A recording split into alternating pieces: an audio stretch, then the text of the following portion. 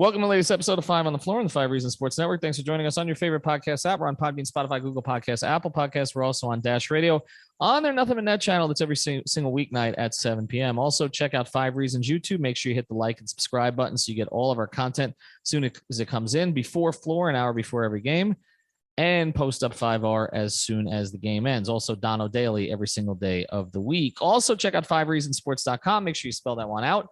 That's 5reasonsports.com.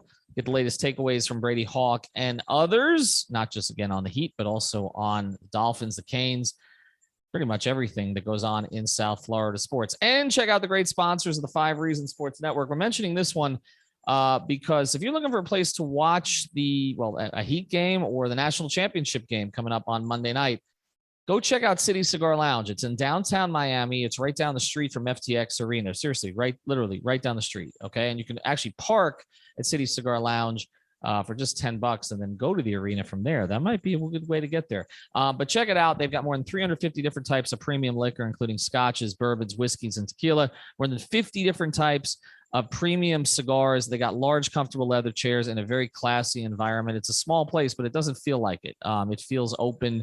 It's just a cool spot. And they got a great little food menu, happy hour and game specials. And yes, on Monday, they're going to have a function for the championship game. I think our friend Courtney Fallon's going to be out there as well. And maybe some of us from the 5 Reasons Sports Network. So check it out. It's City Cigar Lounge in downtown Miami, real close to FTX Arena. This should be your new pregame spot, your in-game spot, your post-game spot.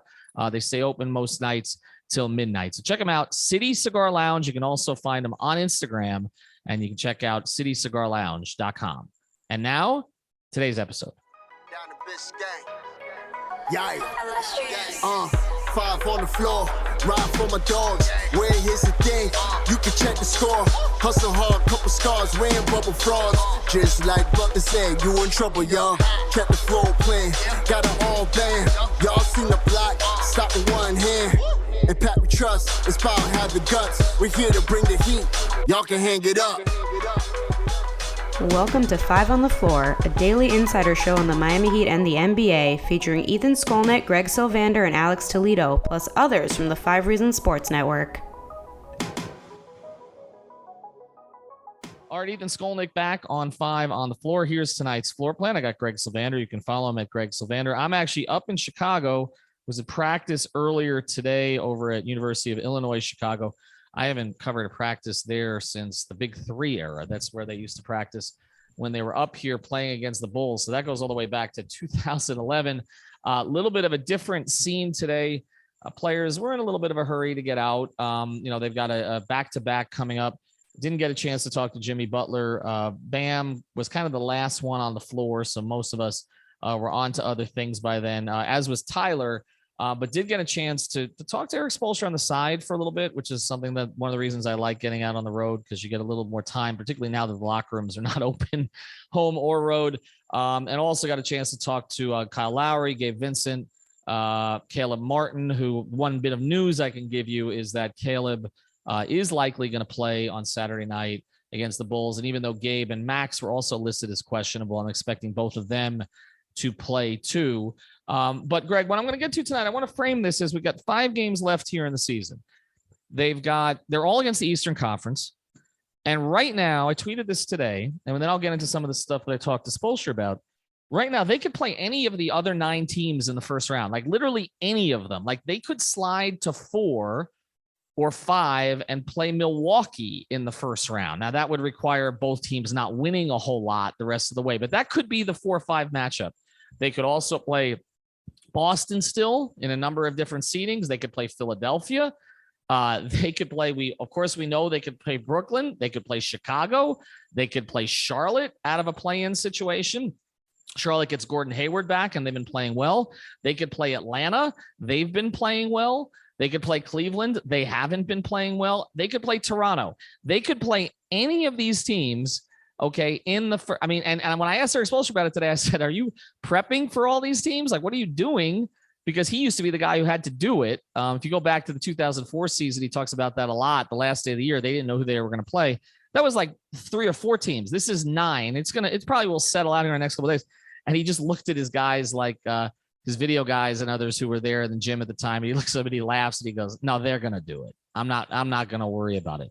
But just, I mean, the uncertainty of the season, like, I mean, what should they come into it in the pole position, but I mean, they could slip out of the pole position. It's true. The league has to love this, right? The fact that there's so much uncertainty, like it makes these last 5 games collectively around the league. I was watching games last night where you could tell the intensity level has increased. And that's fun. Like the Milwaukee Brooklyn game was awesome last night. You know what I mean? And that's really the team I'm watching though. Like, honestly, with Boston and Philadelphia being 2 and 2.5 games back respectively from Miami, like with 5 left, I don't think that they're going to catch them, particularly with some of the tiebreaker stuff that goes on. It's really the Milwaukee matchup. Milwaukee's sitting a bunch of guys against the Clippers tonight. So I really feel like, to your point, Miami is in the pole position in the 1 seed. Now, obviously you lose to Chicago and Toronto in a back-to-back. Things change very fast in this league. I totally get that. But something about that Celtics win felt like it was solidifying things that they needed to see go right. And so I'm expecting them to be really competitive in the next 2. And if they get one of the next 2 and then close up shop on the remaining, schedule, they're going to be in good shape for that 1 seed. Well, let's look at these games. All right. So you're playing against essentially 4 teams that are in the mix and 1 team in the last game of the year, Orlando, that is decidedly not. Okay. So, I mean, you would assume, I know that they've struggled against Orlando over the years, but this is not the same Orlando team. There's no Fournier, there's no Vucevic. It's not the same group that you had before. They won't be playing for anything. I mean, I would assume that's a win unless Miami is actively trying to lose it. Like, I mean, that's where you're at. And there have been last games of the year. I remember Michael Beasley playing like 40 minutes in the last game of the year. There have been against Philadelphia. There have been games that it appeared that they were actively trying to lose. Although the Heat will always deny that. I always point back to an argument I got with somebody I'm still friendly with inside the Heat organization, who was very pissed at a column I wrote back in 2003, end of the season. When I wrote Toronto, I bet, right? Toronto, when I wrote a column that the Heat were going to try to lose this game because they were trying to get up as high as they could in the draft. And of course, they won the game. They didn't really want to win the game. They ended up falling behind Toronto in the lottery positioning. So they had to settle for Dwayne Wade instead of Chris Bosh, as things turned out. But look, they're not going to lose the Orlando game unless they want to lose it. But you look at the other 4, okay? You've got a Chicago team that showed some fight as we speak here last night with DeRozan having a big game. They've been struggling, but Alex Caruso's back. That's helped them. They may get Ball back at some point. It's a tough place to play on a Saturday night. Jimmy always plays well against Chicago since he's left. He has his best points per game against Chicago of any team since he's left. But, look, things can happen in that building. That's a tough place to play, although there's some that think there may be as many Heat fans as Bulls fans there on Saturday night. Then you go into Toronto. Talked to Kyle Lowry about that today. That's going to be emotional for him. It's going to be a good crowd in Toronto. It's a Sunday night. They are going to be into it. And, he's not going to get a LeBron or Bosh situation. He's going to get a lot of love. But still, you don't know exactly how the Heat are going to react to that. It's not like, win one for our brother, like they said before, the game in Cleveland or the game in Toronto with LeBron and Bosh going back for the first time.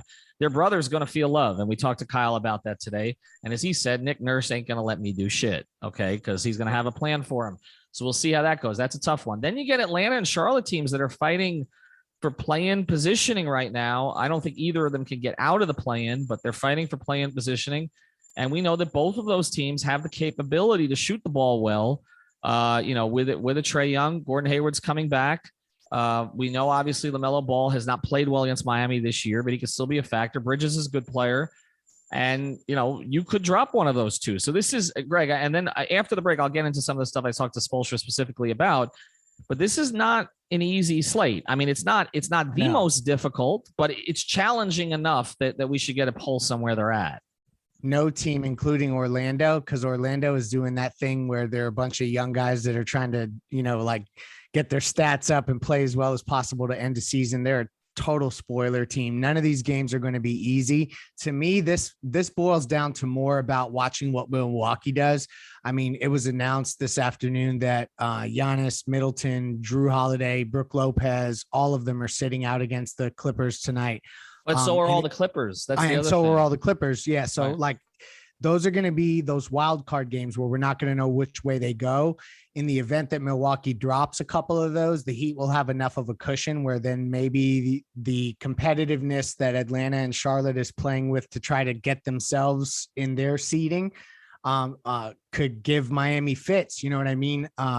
So I think that it just, that's the variable. And back to the main point of this whole thing, I think it's really what the NBA wanted. The play-in tournament's going nowhere. I have a feeling that this is something that they may expand upon in ways because it's allowed for, now you have legitimately 10, 11 teams in each conference that feel like they can actually take a shot at something. I actually talked to Spoelstra about that today. He likes it. And he said basically, it's kept things interesting for a lot of these teams. He says to not be in a play-in situation, you pretty much have to be awful. And then I said, yeah, almost intentionally awful, right? Like you have to be trying not to be in the mix. I think what we've seen, and he and I were chatting about this, you really will always have about 11 teams in the mix. I think once you're sort of you always have sort of that fighting for that 11, 10, try to get in. 12 through 15, you see the teams start to fade towards the end. But we're seeing that now this time, there really aren't 11 in the East. Washington's already been eliminated, so it is the 10. But in the West, Spurs are still sort of nipping at the Lakers, at 11 and 10. And, Portland might have been if they hadn't gutted the whole thing, but they're at 12 or if Lillard had come back. So you're always going to be looking, I think, at 10 or 11. But he likes it from a competitive standpoint. I think, again, the challenges of all these teams are completely different. But we've seen ebbs and flows. I said halfway through the year, I thought Atlanta would be a factor by the end of the year. They have been a very streaky team the past couple of years. When they have it going, they're really good. When they don't defend at all. Charlotte, I did radio shows with them up there before they played the Heat, and they gave up on that team this year. And they've done a good job. Borrego's done a good job kind of keeping them in the mix when people thought that he was going to get fired. And then Cleveland, you look at a team like Cleveland that, we all sort of rated, not very highly before the year. They had a great run, but then just pretty much everybody's gotten hurt. And that's the thing. So a lot of it is about health at this time of the year. And we'll get more into the matchups as we go. I do want to get with Greg here to some of the stuff I talked to Erik about, which I think people will find interesting. I did put some of this on our off the floor feed today. So I hope you guys are subscribed because, I'll eventually get to all of it on the podcast, but it might be hours later, days later. Same with Greg. When we have information, we're going to put it there first. Okay. People who are supporting us from a subscriber community, we'll put it there first. We'll get it to everybody else, but that's where we're going to go immediately. So 5 Reasons Sports Twitter is where you'll find the link. And I put it up there regularly. And I think one of these days I'm going to put it up as my pinned tweet here.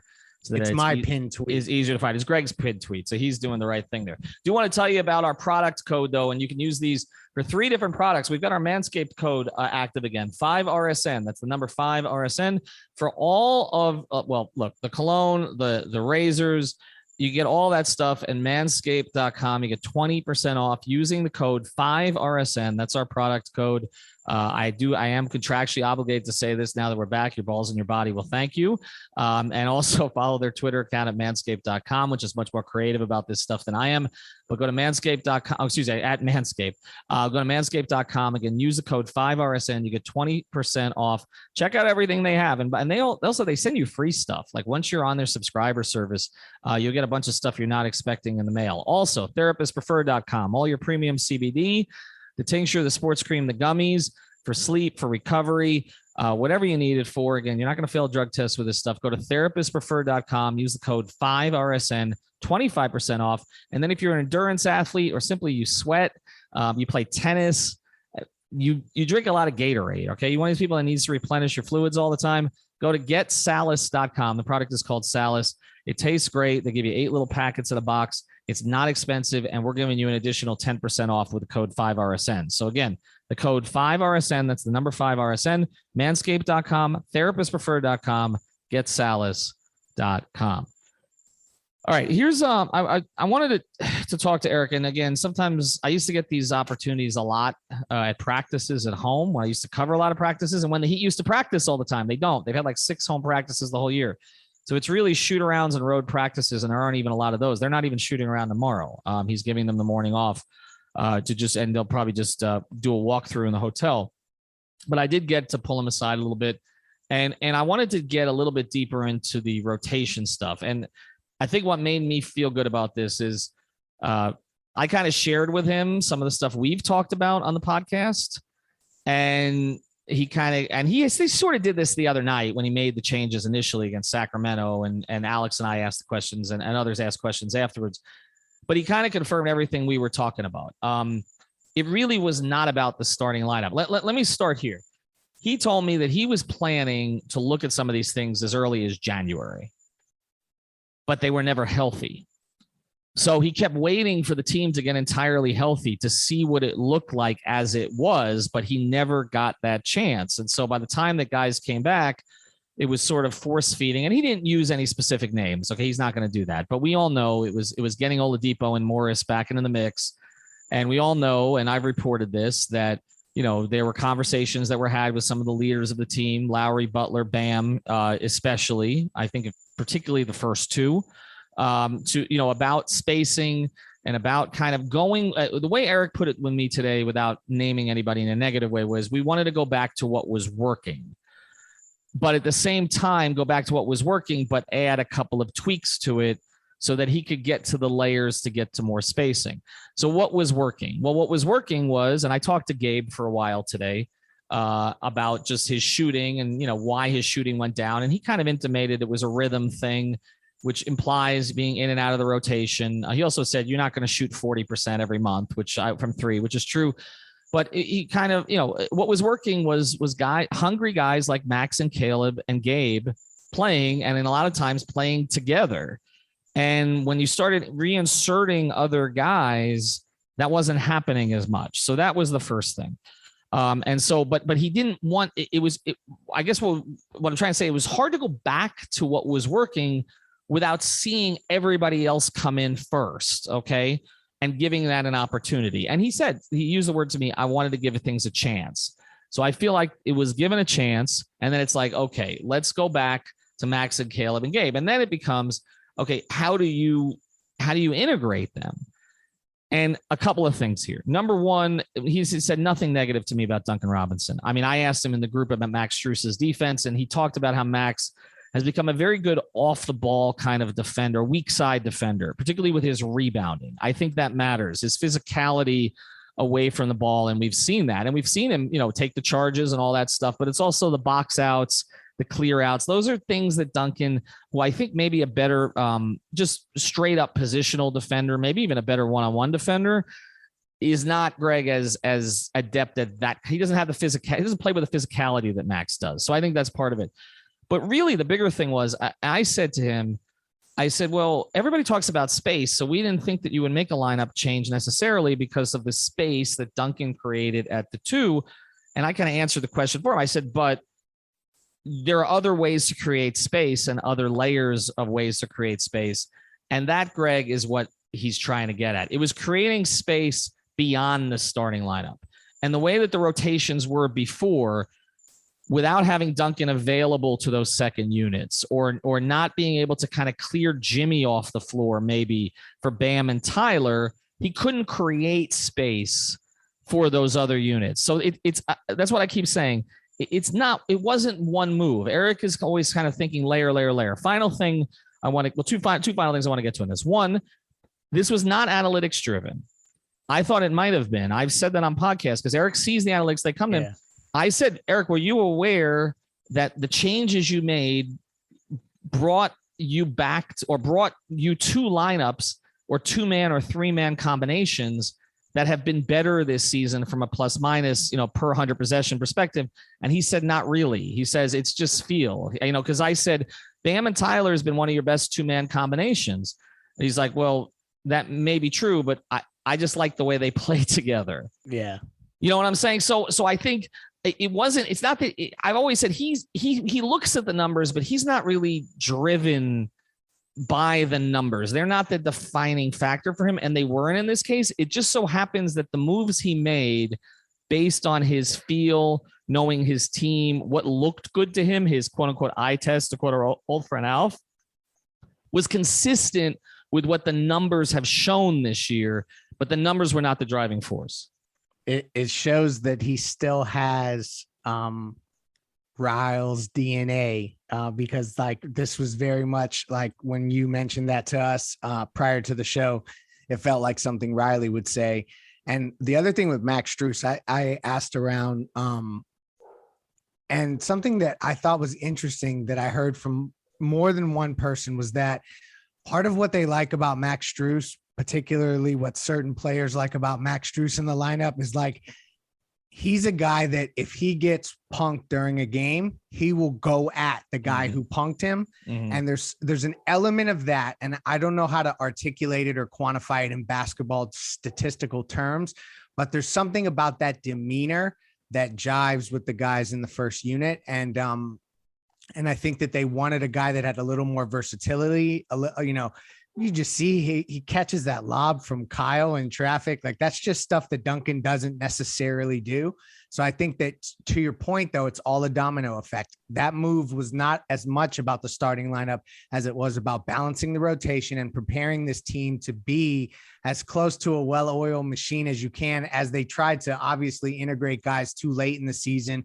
But they had to give that a shot. They had to approach with due diligence and see what Depot looked like, see what Keith looked like. And you may see them in spurts still, but I think we've kind of landed on the guys that Spo trusts here. And I don't think he wanted to do it this late. Like I said, his plan was to try this in January, February, but a couple of things you hit on, which we've also talked about throughout the year on this podcast, that Max Strus is more of an alpha personality than Duncan Robinson. And that starting lineup has three definitive alphas in it. In PJ, Jimmy, and Kyle. And so it is a more natural fit to put you were basically putting Duncan in there for Bam, but then Bam was, as we've discussed, over reliant on Duncan, which sometimes made him passive in his own way. So that's another element to this. The other thing I do want to make clear too is this isn't it. And I've said this also, that there's other moves. And Erik said to me, this isn't all that we could look at doing, but this is what we wanted to look at for now. Just keep that in your pocket, because we've talked about the possibility of maybe a Tyler Hero going into the starting lineup, maybe in a deciding game situation. Maybe it doesn't happen in the first round of the playoffs, or first game of the playoffs. So maybe it happens with your back against the wall, right? Particularly if Max isn't shooting well. Maybe it's Gabe Vincent to the starting lineup. Maybe it's Caleb Martin to the starting lineup in certain situations. I mean, you could look at that. I also think, one other thing I got into with Erik a little bit was the idea of, the Eastern Conference. And I said, do you think teams are going to size down or size up? And he said, well, I think it depends on the opponent, but he did talk specifically about Milwaukee. He said they've been playing big. He says they're big when Giannis plays next to Brook, and they've been playing some with Giannis, Portis, and Brook together. So when I asked Erik about the Memphis Grizzlies, because I was just shooting the bleep, okay, and I said, how have they done that? Like, we just started talking about teams out west. I said, it seems to me like the only team that knows exactly what they are right now is Phoenix, right? Like that, they know what they are. And so we got into that, and I said, but Memphis has been remarkable. I mean, 19-2 without Moran. He says, I really haven't watched them. But then when we started talking about the East, he's watched Milwaukee because he brought up Milwaukee right away. Okay. And so, they're watching Milwaukee. He talked about Brooklyn and how they can go. He said against Philadelphia, you kind of have to play big, because whenever Embiid's out there, you're playing big. So again, we've talked about this being a little bit matchup dependent with some of the guys. And that's why I think we could call this lineup changes and this rotation change he's made semi-permanent, but it's not permanent. I think it's what he wants. He would like to start with this as the template, but I think that he could go beyond this template now and look at something else. No coincidence too. Our guy Brady has hit on this completely. Hero in for Butler. Okay. Each of the last two games, Spoelstra smiled when I asked him about that. And I said, in the first two plays, Tyler went to Bam, right? He smiled after we said that. Brady picked that out immediately. The first play call when Tyler goes in the game is to get Bam involved. And I said, again, the numbers of the two of them, he says, well, I just think they play well together. But again, that's the future, Hero and Bam. And so clearing that out for the two of them is another thing to look at. I don't know if you have any final thoughts, but I just think a lot of it was confirmation of stuff we've discussed, which makes me feel good that we've all been kind of on board with all this.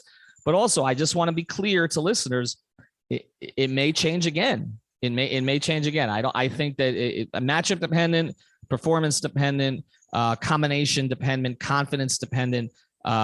They know that to win this conference, they have to be at peak level, that there's not going to be an easy series against anybody.